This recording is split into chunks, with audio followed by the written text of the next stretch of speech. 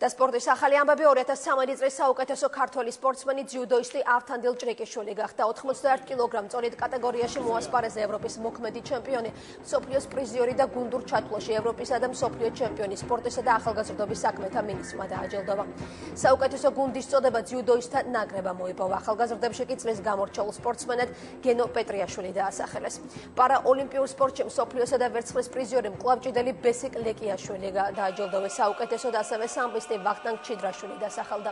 საუკეთესო ფედერაციის პრიზი ხელბურთის ფედერაცია მიიღო. წლის ყველაზე წარმატებულ მწვრთნელად ძიუდოისტთა ნაკრების ხელმძღვანელი ირაკლი იმნაძე დასახელდა.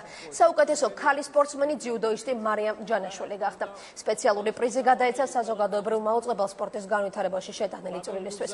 მაუწყებლის ხელმძღვანელობამ კი თბილისის ივენთ ჰოლში გამართულ ღონისძიებაზე სპორტული კომენტატორი ნუგზარ ჯუღელი დააჯილდოვა.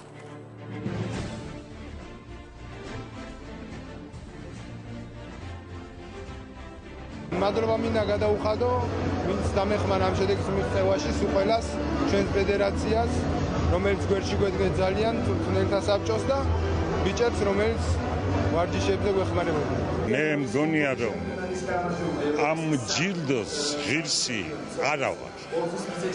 მე კარგახანია სპორტს შევეშვი, მე ვუსურებ ჩემს კოლეგებს, ჩემზე უკეთესად ყოველთვის ყველა მათგანი იყოს და წარუძღვეს ქართულ სპორტს. წლევანდელი წელი დახუძვლული იყო მედლებით, მე ვიმედოვნებ მომავალი წელი უკეთესი იქნება და ჩვენ ხარი უნდა დაუჭიროთ სპორტსმენებს და საერთოდ მთლიანად სპორტს.